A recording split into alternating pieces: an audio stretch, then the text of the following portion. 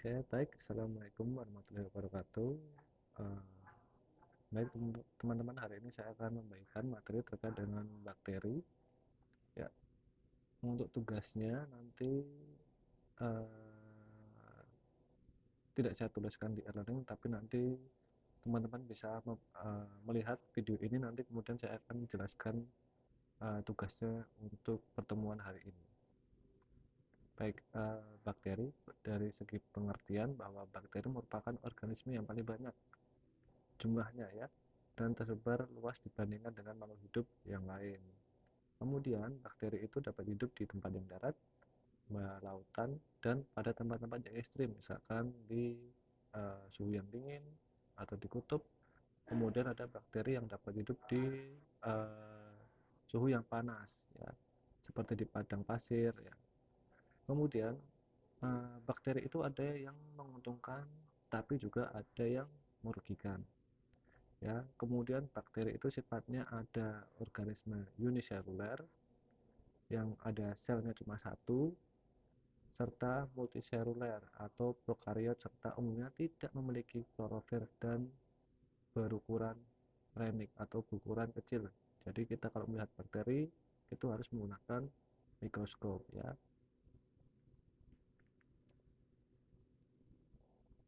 Oke. Ya, ciri-ciri dari bakteri yang pertama adalah organisme multiseluler, kemudian ada prokariot yaitu tidak mempunyai membran inti, kemudian umumnya itu tidak mempunyai klorofil. Nah, ukurannya itu bervariasi teman-teman, antara 0,12 sampai ratusan mikron ya. Jadi ukurannya sangat kecil, makanya kita kalau melihat bakteri kemudian ataupun mau melihat virus, nah itu harus menggunakan mikroskop ya. Kemudian kalau mikroskop itu juga harus dibagi lagi. Kadang ada kan kalau kita temukan kalau di kampus yang punya farmasi itu kan mikroskop cahaya, jadi dengan menggunakan bantuan cahaya untuk melihat bakteri atau virus. Tetapi kalau misalkan ada bakteri yang tidak bisa dilihat menggunakan mikroskop cahaya, jadi harus menggunakan mikroskop yang elektrik ya. Kemudian bentuknya itu beraneka ragam, jadi ada yang spiral ya, kemudian ada yang bentuknya kubus ya, kukus.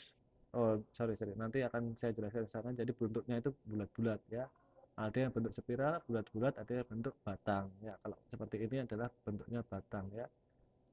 Oke, kemudian hidupnya itu bebas ataupun dapat menyebabkan atau bisa sebagai parasit di baik itu di organ tubuh kita ya, di tumbuhan ataupun di hewan ya.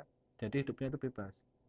Kadang bisa membantu, kadang menguntungkan, kadang juga merugikan ya. Kemudian hidupnya itu dapat bebas di alam liar ataupun sebagai parasit di tubuh kita ataupun di lingkungan kita.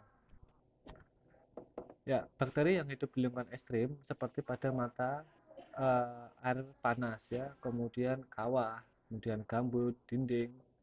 Oke, kemudian ada yang hidupnya itu kosmopolit, yaitu di tempatnya itu biasanya di lingkungan, kemudian selnya itu juga mengandung peptinoglikan ya. Nah, ini teman-teman kalau lihat di sini ada struktur dasar dari bakteri. Yang pertama yaitu biasanya umumnya bakteri itu mempunyai dinding sel ya, dinding sel. Nih dinding selnya di sini. Ya, ini dinding sel. Kemudian ada membran plasma ya. Kemudian ada sitoplasma ya ini. Kemudian ada ribosom. Nah, kemudian ada DNA, DNA di dalam sini, di dalam sel, di dalam nukleus ya. Kemudian ada granula penyimpanan ya. Oke. Kemudian kalau ada struktur tambahan yang dimiliki bakteri ya, yaitu kapsul, flagium, pilus, fimbria, klorosom, fakulogas, dan endospora. Nah, nanti saya jelaskan di akhir ya. Oke. Nah, ini adalah struktur dasar dasar sel bakteri yang pertama yaitu dinding sel. Nah, dinding sel mana dinding sel? Dinding sel itu ya, dinding sel. Nah, ini tersusun dari peptinoglikan yaitu gabungan protein dan polisakarida dengan ketebalan peptidoglykan peptidoglikan ya, membagi bakteri menjadi bakteri gram positif bila peptidoglikannya itu tebal dan bakteri negatif apabila peptinoglikannya itu tipis.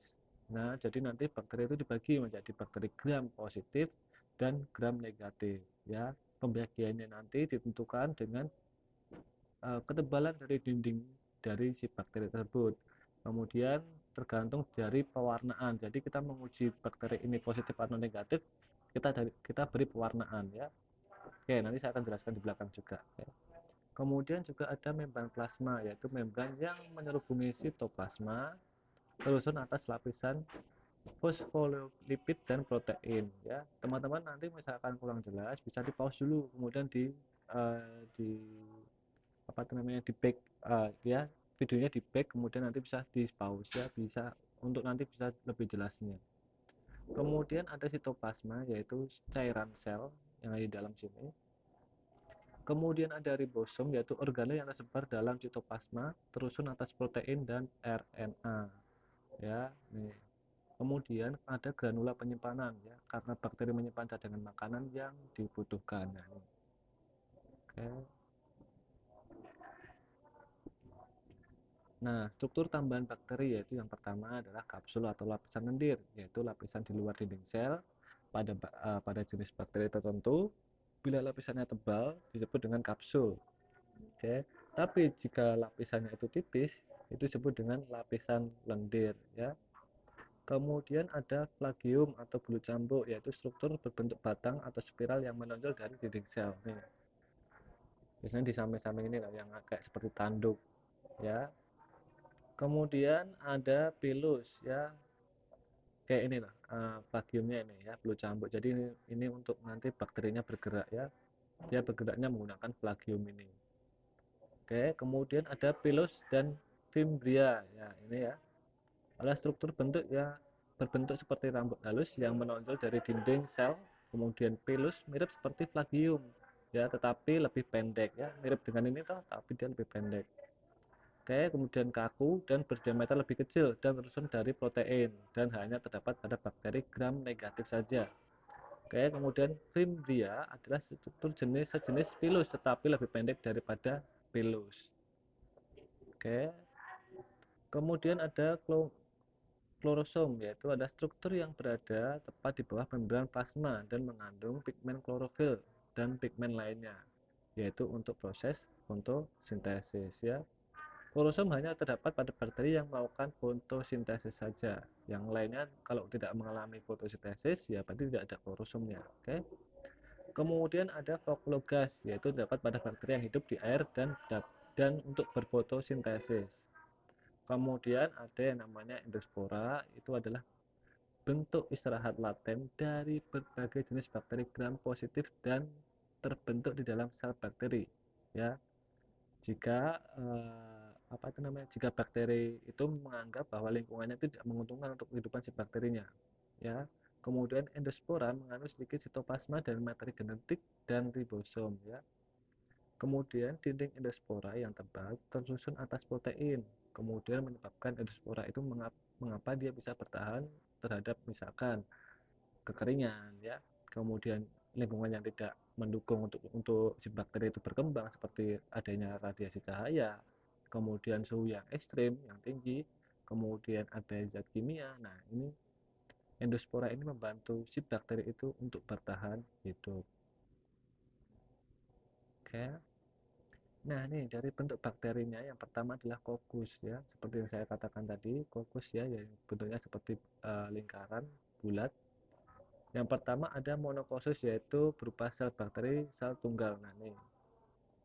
Kemudian diplokosus itu yang dua bakteri sel yang berdempetan ya. Kemudian tetrafokus itu ada 4 yang berdempetan. Ya, kemudian sarkina itu ada sel bakteri yang kokus berdempetan membentuk kubus. Nah, ini bentuk kubus nih.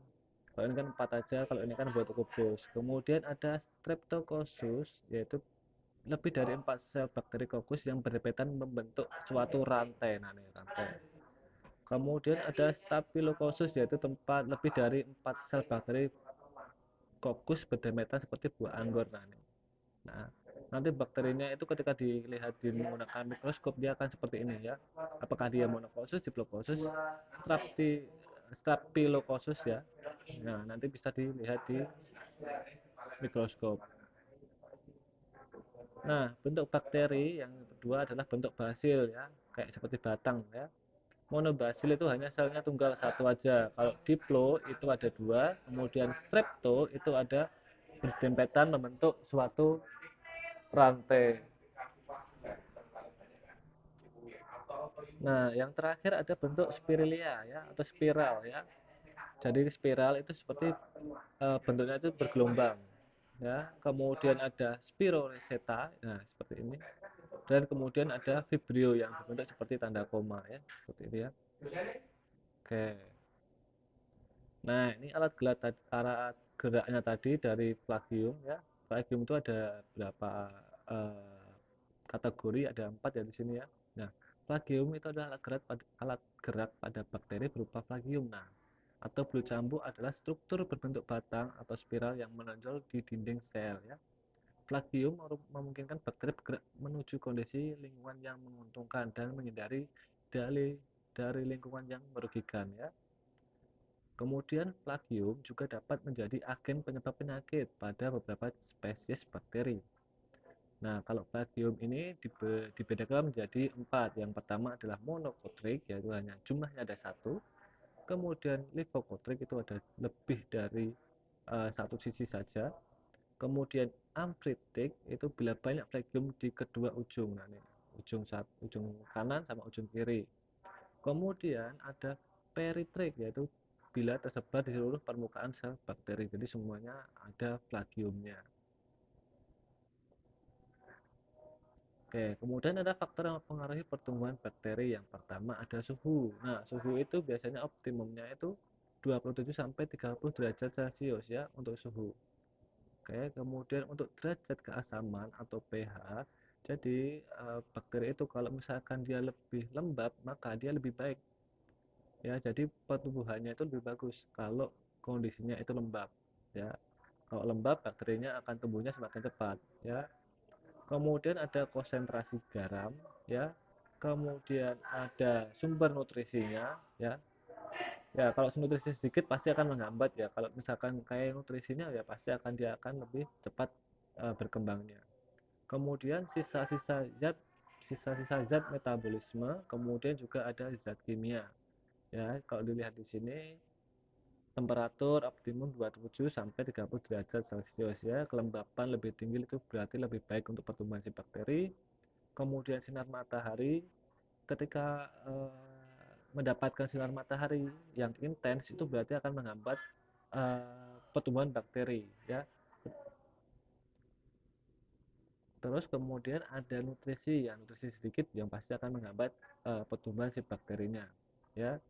Kemudian zat kimia atau antibiotik, logam berat dan senyawa kimia tertentu itu juga dapat menghambat pertumbuhan si bakteri. Oke, kembali lagi ke sinar matahari, apabila tempat atau lingkungan yang tidak mendapat sinar matahari itu pasti banyak sekali bakteri yang ada di sana ya.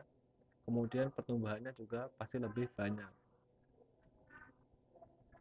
Oke, nah cara perkembangan bakteri itu ada dua, yaitu bakteri umumnya melakukan reproduksi atau berkembang biak secara aseksual atau vegetatif, yaitu dengan cara tidak kawin atau diistilahkan dengan cara membelah diri ya. Pembelahan sel pada bakteri adalah pembelahan biner. Nah, namanya adalah pembelahan biner ya untuk pembelahan selnya. Oke, pembelahan biner yaitu setiap sel membelah menjadi dua. Ya, kemudian ada yang namanya reproduksi bakteri secara seksual, yaitu dengan pertukaran materi genetik dengan bakteri lainnya, seperti pertukaran materi genetik disebut dengan rekombinasi genetik atau rekombinasi DNA. Oke. Nah, ini adalah jenis-jenis yang uh, sorry. Nah, perkembangan biakan tadi yaitu transformasi ini ada dari perkembangan dari secara seksual ya, yaitu ada transformasi, transduksi dan konjugasi. Oke. Oke, untuk transformasi itu nanti bisa dilihat di sini yaitu pemindahan sel sedikit materi genetik bahkan hanya satu sel saja. Ya, kemudian ada transduksi yaitu pemindahan materi genetik satu sel bakteri ke bakteri lainnya dengan perantara organisme yang lain ya. Kemudian ada konjugasi yaitu pemindahan materi genetik berupa plasmid secara langsung melalui kontak sel dengan membentuk struktur seperti jembatan di antaranya dua sel bakteri yang berdekatan ya. Nah, ini adalah transformasinya. Oke, nanti bisa di pause, kemudian dibaca, kemudian nanti diperhatikan ini bagaimana cara pergerakannya ya. Dari sini, oke, kemudian transduksi. Nah, ini ada satu transduksi, kemudian dia menyebarkan virus, organisme, kemudian dia keluar, kemudian dia menginfeksi, setelahnya menginfeksi, memasukkan sel ya, memasukkan sel ke dalam bakteri ya. Oke, kemudian dia akan menjadi uh, ini bakteri hasil transduksi ya. Kemudian ada konjugasi yaitu kayak teman-teman bisa baca sendiri di sini ya. Oke, di mana nanti dia ini akan pemindahan materi genetik secara langsung melalui kontak sel dengan membentuk pilisek yaitu struktur seperti jembatan ya di antara dua sel bakteri yang berdekatan. Oke. Untuk tahapannya itu bisa teman-teman lihat di sini ada gambarnya ya. Oke, kemudian peranan bakteri itu ada yang menguntungkan. Yang menguntungkan adalah Escherichia coli ya, yaitu untuk pembusukan ya, kemudian berperan siklus nitogen ya, kemudian penyuburan tanah, pembuatan zat kimia ya, kemudian pembusukan sampah, kemudian kotoran hewan ya. Kemudian ada penelitian rekayasa genetik ya. Nah, ini adalah bakteri yang menguntungkan yang ada dalam produk pangan. Yang pertama adalah yogurt, kemudian mentega, terasi, asinan, sosis, dan kefir. Nah, ini adalah bakteri yang menguntungkan ya. Nah, selain itu, bakteri itu juga dimanfaatkan di dalam bidang kesehatan ya. Yang pertama adalah untuk obat antibiotik ya, sebagai penangkal dari bakteri-bakteri misalkan infeksi ya. Kemudian ada bakteri ya, kemudian misalkan habis luka infeksi, kemudian habis operasi, nah itu perlu diberikan antibiotik sehingga nanti lukanya cepat sembuh, kemudian tidak ada bakteri yang masuk di dalam uh, tubuh ataupun luka si pasien ya. Nah, ini adalah bakteri namanya Streptomycin griseus yaitu untuk menghasilkan antibiotik streptomycin. Nah, ini bisa dibaca ya nanti ya. Oke, kemudian ada bakteri yang merugikan seperti pembusukan ya.